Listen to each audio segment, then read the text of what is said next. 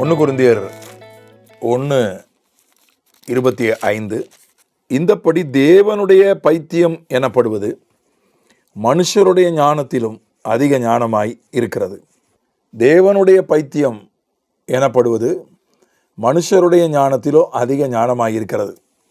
தேவனுடைய பைத்தியம். நான் கொஞ்சம் ஃப்ரீயாக பேச எனக்கு அனுமதி கொடுங்க. நான் பேசுகிறத தப்பாக எடுத்துக்காதீங்க. தேவனுக்கு பைத்தியம் பிடிச்சிருச்சோ அப்படின்னு யோசிக்கிற அளவுக்கு காரியங்கள் நடக்கும்போது, கர்த்தர் காரியங்களை செய்யும்போது, அது அப்படி அல்ல.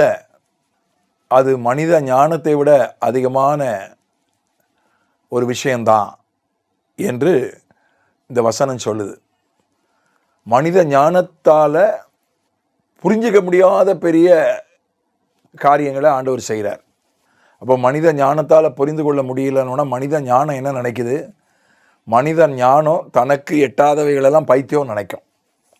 ஆண்டவருடைய ஞானத்தை மனித ஞானத்தால் எட்ட முடியாது, தொட முடியாது, பார்க்க கூட முடியாது. அவ்வளோ உயரமானது தேவனுடைய ஞானம். அதனால் தேவ ஞானம் புரியாத போது மனித ஞானம் அதை பைத்தியமாக பார்க்கிறது. நீங்கள் 1 கொரிந்தியர் 14:23 ஆகையால் சபையார் எல்லாரும் ஏகமாய் கூடி வந்து எல்லாரும் அந்நிய பாஷைகளிலே பேசிக்கொள்ளும்போது கல்லாதவர்களாவது அவிசுவாசிகளாவது உள்ளே பிரவேசித்தால் அவர்கள் உங்களை பைத்தியம் பிடித்தவர்கள் என்பார்கள் அல்லவா? இப்போ ஒரு சபை நடக்குது, சபையில் எல்லாரும் அந்நிய பாஷை பேசிகிட்டு இருக்காங்க. இப்போ ஒன்றுமே தெரியாதவன், பைபிளை பற்றி தெரியாதவன் ஒருத்தன் வாரான். அவன் எல்லாரும் அந்நிய பாஷை பேசுகிறத பார்க்கும்போது இவங்களுக்கெல்லாம் பைத்தியம் பிடிச்சிடுச்சு என்று நினைப்பதற்கு வாய்ப்பு உண்டு என்று இந்த வசனம் சொல்கிறது. இப்போ இந்த அந்நிய பாஷை ஒரு அடிப்படை உபதேசம் கிடையாது, அஸ்திவார உபதேசம் கிடையாது. சில நேரங்களில் சிலர் அதை மிகைப்படுத்தி அதை சொல்கிறார்கள். ஆனால் அந்நிய பாஷை நிச்சயமாய் ஆண்டவர் கொடுத்த ஒரு பெரிய அருட்கொடை, ஒரு பெரிய ஈவு. ஏன்னா ஏசாயா 28 நம்ம பார்க்குறோம், அது இளைத்தவனை இளைப்பார பண்ணுகிற இளைப்பாறுதல். அது சிலர் அதற்கு இப்படி வியாக்கியானம் சொல்கிறார்கள், மூளைக்கு பெரிய ஓய்வு கொடுக்கிறது, மனதுக்கு பெரிய ஓய்வு கொடுக்கிறது. 28:11 ஏசாயா, பரியாச உதடுகளினாலும் அந்நிய பாஷையினாலும் இந்த ஜனத்தோடு பேசுவார், இதுவே நீங்கள் இளைத்தவனை இளைப்பார பண்ணத்தக்க இளைப்பாறுதல், இதுவே ஆறுதல் என்று அவர்களோடு அவர் சொன்னாலும் கேட்க மாட்டோம் என்கிறார்கள்.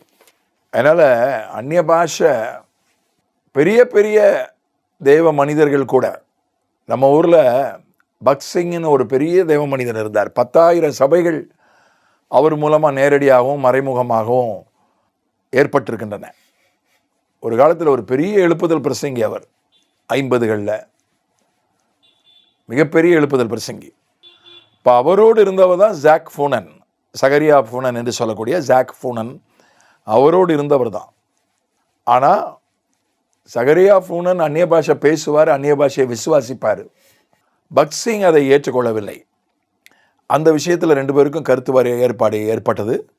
பிற்காலத்தில் வேற ஒரு காரணத்தால் சகரியா ஃபூனன் தனியாக ஊழியம் செய்து இன்றைக்கு அவர் அநேகரை அவர் தொற்றிருக்கிறார். நான் ஒரு சின்ன பட்டணத்துக்கு போயிருந்தேன் தமிழகத்தில். அங்கே கூட ஒரு 100 பேர் அவருடைய சீடர்கள் ஒரு 100 பேர் இருக்கிறத பார்த்து ஆச்சரியப்பட்டேன். ஒரு சின்ன ஒரு நகரம் தான், பட்டணம் என்று கூட சொல்ல முடியாது. ஆச்சரியமாக இருந்துச்சு எனக்கு. ஆர் ஸ்டான்லி மிகப்பெரிய படிப்பாளி, அவர் தன்னுடைய பேட்டியில் சொன்னார், எனக்கு அவர் ஐஐடியில் எம்டெக் படித்தவர்.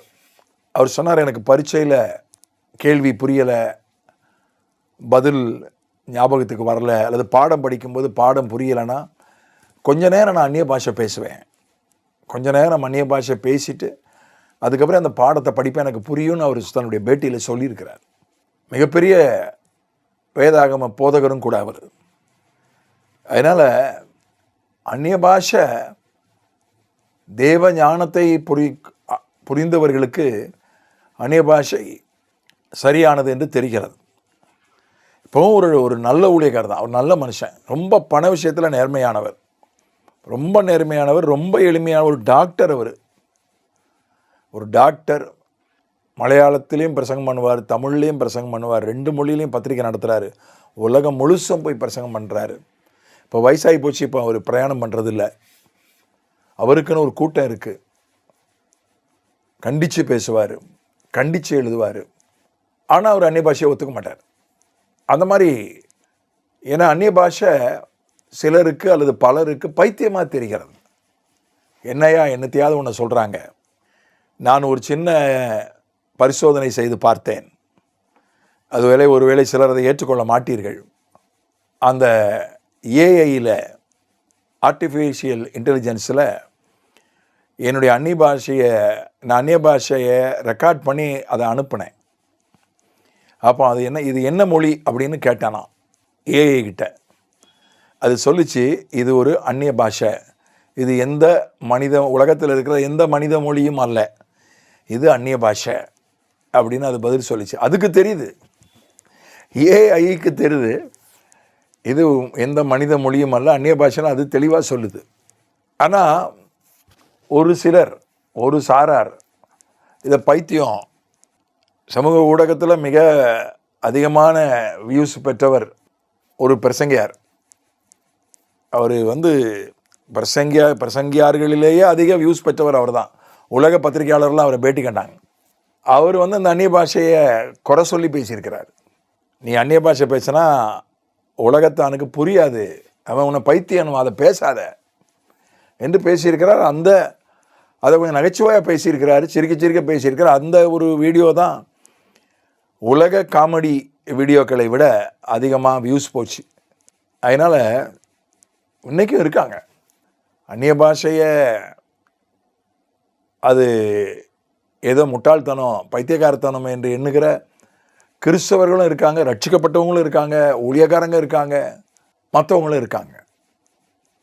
ஆனால் 1 கொரிந்தியர் 14 சொல்கிறது, அந்நிய பாஷையில் பேசுகிறவன் தேவனோடு பேசுகிறான்.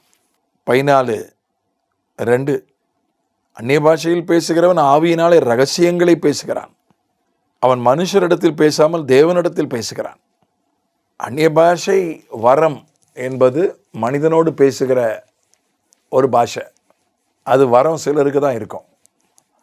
ஆனால் அந்நிய பாஷை அடையாளம் என்பது அது தேவனோடு பேசுவது தேவனுக்கு மட்டும்தான் புரியும். ஏனென்றால் அவன் தேவனிடத்தில் பேசுகிறான். 4ஆம் வசனம் சொல்கிறது, அந்நிய பாஷையில் பேசுகிறவன் தனக்கே பக்தி விருத்தி உண்டாக பேசுகிறான். ஒருத்தர் அந்நிய பாஷையில் பேசும்போது ஆண்டவர்கிட்ட பேசுகிறான், ரகசியங்களை பேசுகிறான், தனக்கே பக்தி விருத்தி உண்டாக பேசுகிறான். பக்தி விருத்தினா தன்னைத்தானே கட்டி எழுப்புதல் என்று கிரேக்க பாஷையில் போடப்பட்டிருக்கிறது. ஒருவன் அந்நிய பாஷையில் பேச பேச தன்னைத்தானே கட்டி எழுப்புகிறான். அதை போய் பிரசங்க பண்ண வேண்டிய நேரத்தில் அந்நிய பாஷை பேசக்கூடாது. ஜெபத்தில் பேசலாம், துதியில் பேசலாம். ஆனால் பிரசங்கம் பண்ண வேண்டிய நேரத்தில் பிரசங்கத்தில் அந்நிய பாஷை பேசக்கூடாது. அதுதான் முக்கியமான காரியம். பப்ளிக்காக பேசக்கூடாது, தனக்கும் கர்த்தருக்கும் தெரிய பேசலாம். அதுதான் சொல்லப்பட்டிருக்கிற ஒரு ஆலோசனையை தவிர, இதை பார்த்தீங்கன்னா இது பைத்தியம் மாதிரி தெரியுது. ஆனால் இது ஆண்டவர் தருகிற ஒரு பெரிய அருட்கொடை, ஆண்டவர் தருகிற ஒரு பெரிய ஈவு, ஆண்டவர் கொடுக்கிற ஒரு பெரிய வரம். இது நம்மை தாமே கட்டி எழுப்புகிறது. இந்த மாதிரி நிறைய விஷயங்கள் பைபிளில் உண்டு. நிறைய விஷயங்களை சொல்லலாம், பெரிய பட்டியலே போடலாம். கர்த்தர் செய்கிற சில காரியங்கள் நமக்கு பைத்தியம் போல தெரிந்தாலும் அது மனித ஞானத்தை விட உயர்ந்தது. ஆமென்.